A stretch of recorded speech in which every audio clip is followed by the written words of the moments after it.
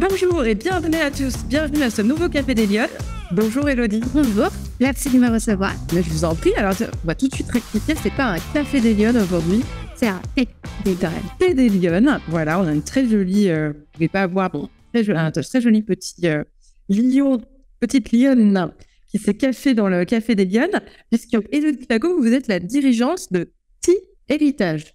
C'est ça, ça fait maintenant 10 ans que j'ai créé mon entreprise qui est spécialisée dans la fabrication de sachets de thé de différentes formes. Ça, c'est vous faites des très jolis sachets avec plein de formes, avion, lionne, cœur, lionne, nuage, tout ce qu'on veut. Et vous avez, donc c'est une pépite lyonnaise, vous l'avez créée à Lyon. Oui. Et ça n'existait pas, ça n'existait nulle part. Ça n'existe toujours pas ailleurs que chez nous. Ah, c'est incroyable. Et donc c'est lyonnais. C'est lyonnais. Et on fabrique à Lyon. Alors, 10 ans déjà, mais vous êtes toute jeune dirigeante chef d'entreprise. On peut le dire, quel âge vous avez? Oui, j'ai 30 ans. Donc c'est incroyable, ça veut dire que vous avez créé cette entreprise quand vous étiez étudiante. Oui, j'étais encore sur les bancs de la fac quand j'ai eu cette idée. Et, j'en ai fait mon projet de travail. Et aujourd'hui, vous vendez combien de sachets de thé? En 2022, on a dépassé le 1 million de sachets de thé vendus. C'est incroyable. Vous allez nous raconter cette formidable aventure. Et d'abord, Elodie, première question de l'émission. Est-ce que vous vous sentez être une femme engagée? Et ça veut dire quoi pour vous, être une femme engagée? Alors, je pense qu'être une femme engagée, c'est oser, déjà, premièrement. Ouais. On est engagé dans plein de choses au quotidien, mais la chose qui vraiment a fait la différence pour moi, c'est quand j'ai osé porter mon projet. D'accord. Là où j'ai pris mon premier engagement, et c'est oser, et c'est se convaincre soi-même avant de convaincre les autres. D'accord. Avant de pouvoir porter sa voix, il faut déjà se convaincre soi-même de son engagement. Et au début, je pensais juste que j'étais un peu un ovni, un extraterrestre. Ouais. Et je rentrais dans aucune case. Donc je me suis dit, mais qu'est-ce qui se passe? Je ne rentre dans aucune case que prédéfinie. Et c'est là que j'ai compris que j'avais peut-être quelque chose, une voix à porter. À jouer. Ouais. Ouais. Et cet engagement, vous avez toujours l'impression qu'il se traduit aujourd'hui dans votre vie de dirigeante d'entreprise? Oui, on a des engagements. J'ai des engagements auprès de mes équipes, de mes clients, des valeurs que je porte dans ma société.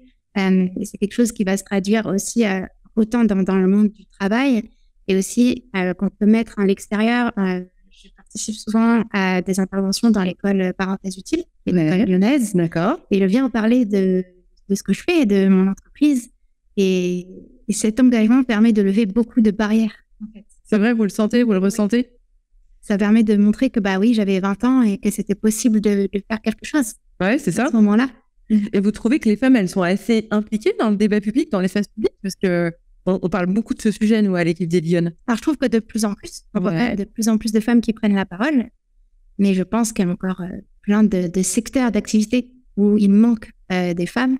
Nous, dans le thé, on est dans le secteur de l'agroalimentaire. Oui. C'est un secteur qui est très masculin. Aujourd'hui, on a peu de femmes entrepreneurs ou de femmes dirigeantes dans le secteur de l'alimentaire. D'accord. Donc, on est déjà perçus différemment à ce moment-là, mais c'est à nous de montrer qu'on est autant capables que les hommes. Oui, c'est ça. On a autant notre place. Ah exactement, évidemment. Et alors, peut-être que le frein de l'âge a été peut-être encore plus fort que celui d'être une femme? Oui, je pense complètement. Le frein de l'âge à 20 ans, c'était plus une question de crédibilité. D'accord. J'ai l'expérience que par le fait d'être une femme plutôt qu'un homme, concrètement. J'ai fait mes preuves petit à petit. C'est ça, vous allez nous expliquer comment vous avez fait, parce que depuis, vous êtes aussi beaucoup intervenu dans des forums, dans des conférences nationales, notamment dans le numérique. Vous allez nous raconter, parce que c'est vrai que votre exemple sert à beaucoup d'autres jeunes qui portent des projets, finalement. Concrètement, oui. Et j'espère à pouvoir aider d'autres jeunes et qui ont envie de se lancer. Et qui ont un projet un peu ovni, comme j'avais à l'époque. Ouais, c'est ça. Alors, racontez-nous, par contre, petite fille, vous rêviez de faire quoi plus grande? De voyager et de parler anglais. D'accord, ok. Je viens d'une famille assez modeste. J'ai jamais pris l'avion avant mes 18 ans. C'était vraiment un peu le leitmotiv de ma vie, on va dire. Je voulais voyager, parler anglais et voilà. Ok, c'est chouette. Bon, je vais trouver comment faire. Donc, j'ai suivi des études langue étrangère appliquée. Après, je suis partie. Ah oui, sur la langue étrangère. Ok. Voir le monde. D'accord. Ouais, c'est chouette. Et donc, j'ai fait mon petit parcours comme ça. Et aujourd'hui, je voyage grâce à mon travail. Je parle anglais et je vends dans plus de 42 pays.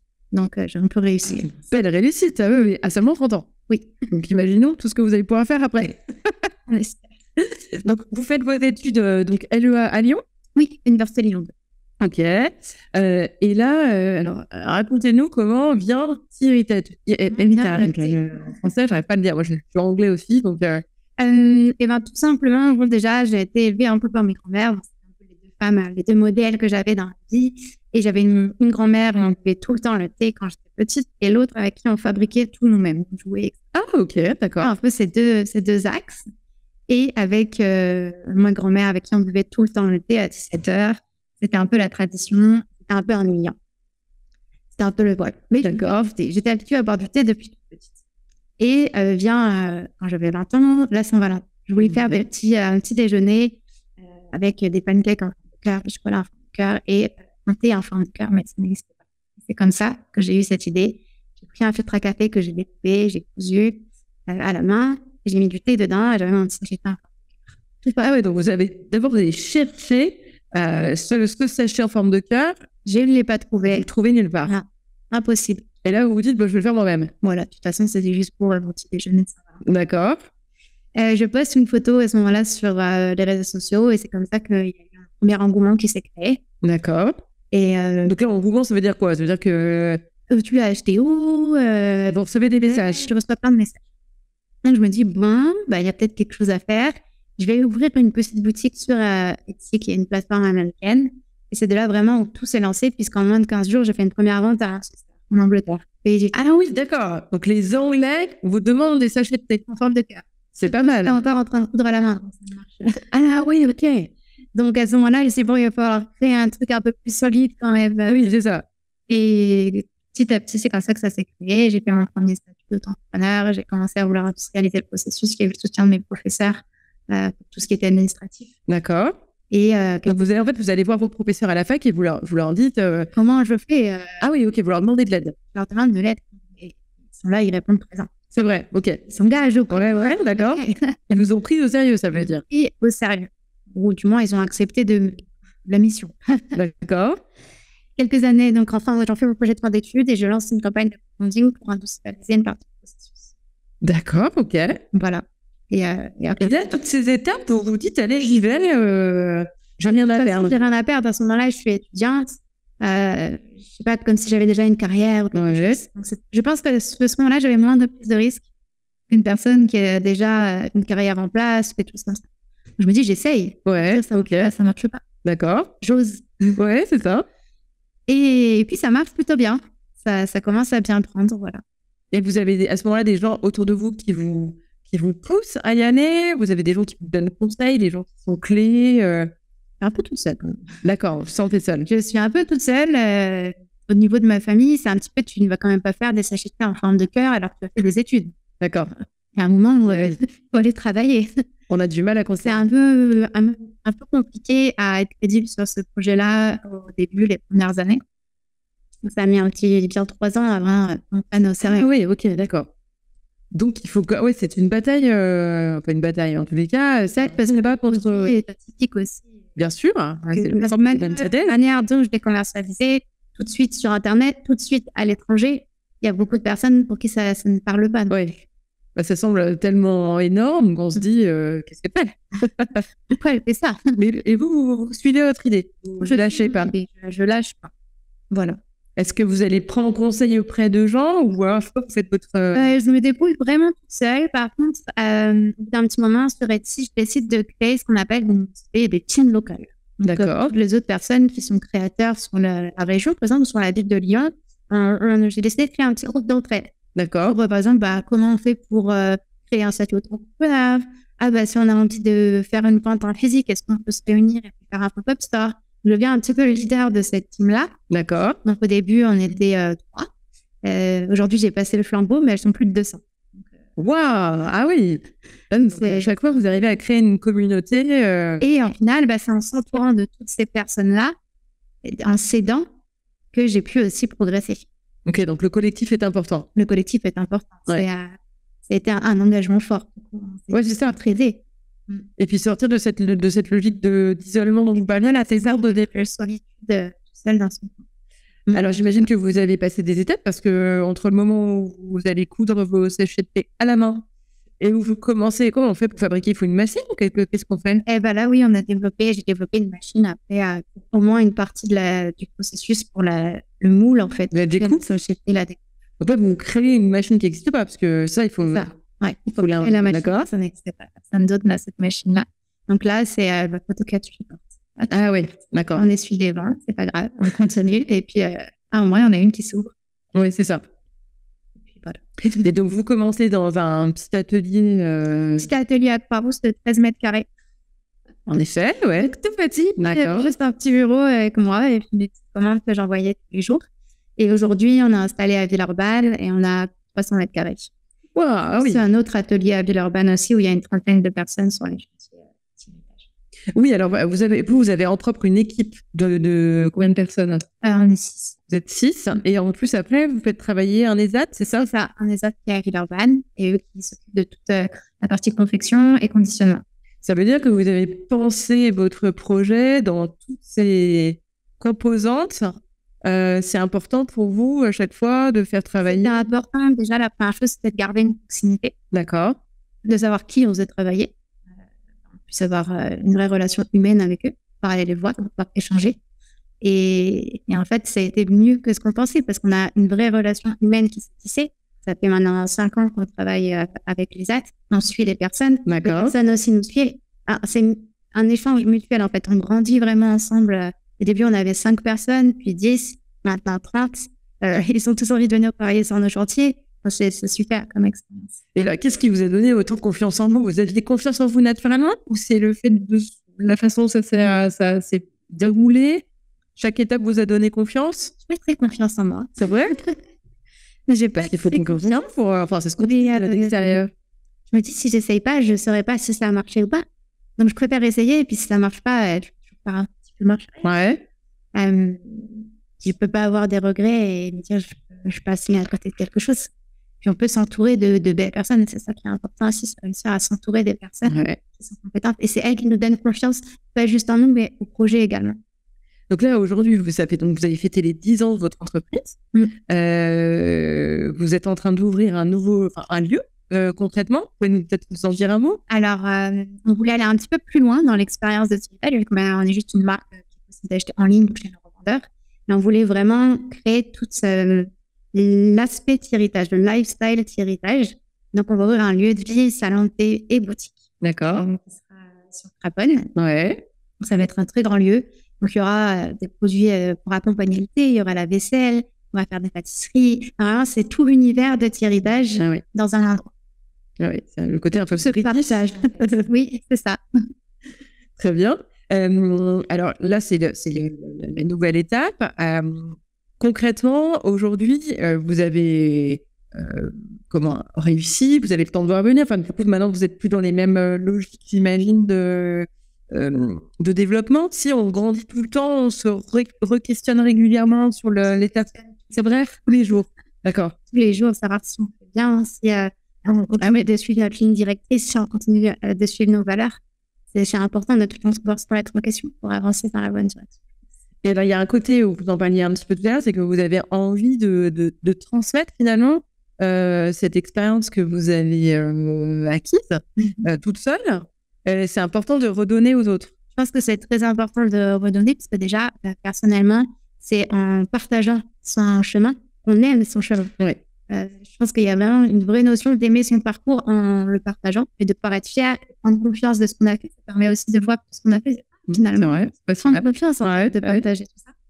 Et puis j'ai eu la chance, donc au cours, on en parlait tout à l'heure de mon parcours, d'avoir un peu des groupes des grands groupes comme Facebook sur la digitalisation qui étaient venus nous voir pour faire partie d'un programme pour mettre en avant du coup tout ce qu'on peut faire grâce au digital, d'aller parler devant ces personnes. Là, c'était les premiers échanges que j'ai eu en public. Donc ça a été de parler comment avec des petits outils comme Instagram, on peut réussir à construire une société qui nous ressemble. C'est très intéressant ce que vous dites parce que ça veut dire que là, vous avez dû prendre la parole devant des communautés de pairs ou d'entrepreneurs, il y a peut-être d'ailleurs des entreprises plus grosses que la vôtre. Oui, comment vous avez abordé ça à chaque fois? Très simplement, un peu comme ici, en expliquant, je fais ma petite photo sur Instagram et puis les petites astuces, les petites clés en restant naturel. Je pense que c'est pas parce que quelqu'un en face a peut-être 20 ans d'expérience de plus, qui sera plus expert dans un sujet que nous. Parce que la particularité, c'est vrai qu'on ne l'a pas assez souligné, mais la particularité de ce que vous avez créé, c'est que non seulement vous avez eu une idée très innovante, vous avez créé un produit qui n'existait pas, mais vous avez aussi créé une communauté sur Instagram et sur les réseaux sociaux qui est venue enrichir votre espace de vente, et donc, mais qui est une vraie communauté qui vous suit, qui raconte des histoires, qui aussi essaie de prendre en photo, de vous envoyer des messages. Et... On a vraiment réussi à créer une communauté où on ne vend pas juste du thé, on vend des moments à partager. Et c'est ça le plus, on va dire, de Thierrytage, c'est que les gens, ils achètent les sachets pour les offrir. Et ils vous incluent dans ces moments-là. Et ils vont acheter les sachets pour annoncer une grossesse, pour des cadeaux invités à un mariage.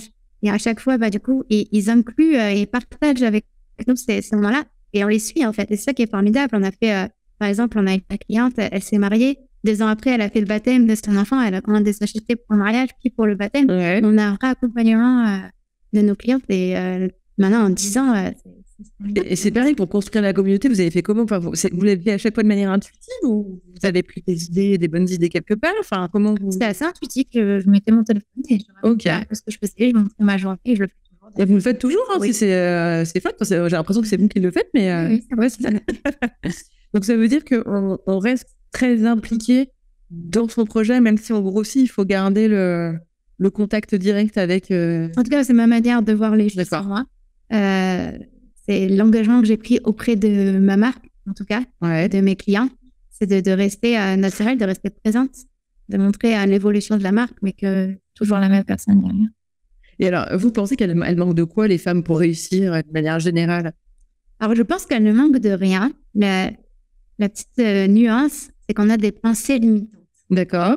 Je pense vraiment qu'on va un peu s'auto-saboter et se dire « Non, c'est pas pour moi. Non, je ne suis pas capable. » Et c'est là où il faut se faire le petit déclic, se dire « Si je peux le faire, pourquoi je ne pourrais pas le faire ?» Ouais. C'est un peu la même chose pour les sachets de thé.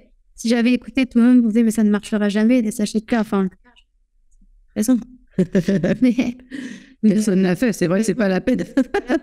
Sinon, quelqu'un l'aurait déjà fait. Exactement. Le thé l'aurait déjà fait.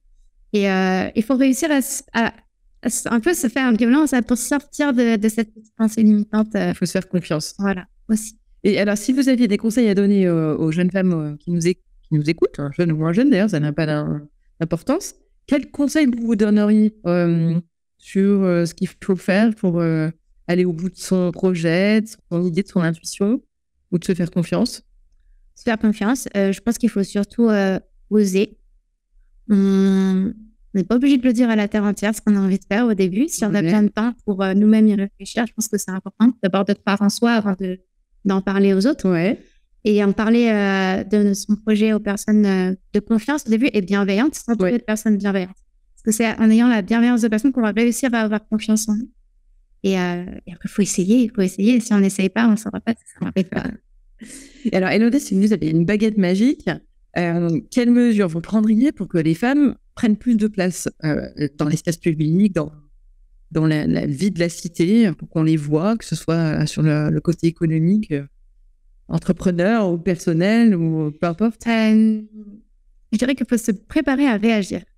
D'accord. C'est quelque chose que j'ai mis en place. C'est un peu une stratégie que j'ai fait avec moi-même tout au long de mon parcours. Je me suis dit, si je suis préparée, peu importe le nombre d'incertitudes qu'il y aura sur le chemin, je pourrais y aller. Je pourrais passer ça sans encombre. Je pourrais prendre la place que j'ai envie de prendre dans le voilà. Je pense que c'est un peu une résilience positive. D'accord. Préparer à la situation, à toutes les situations qu'on peut affronter. Bon, magnifique, Élodie, merci beaucoup pour ce magnifique thé des Lyonnes.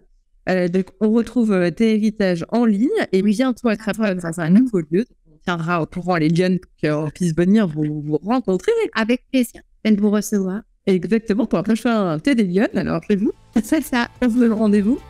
Merci beaucoup d'avoir suivi ce café thé des Lyonnes. J'espère que ça vous aura plu et je vous souhaite une bonne semaine et je vous donne rendez-vous la semaine prochaine pour un nouveau Café des Lyonnes. Bonne semaine à tous.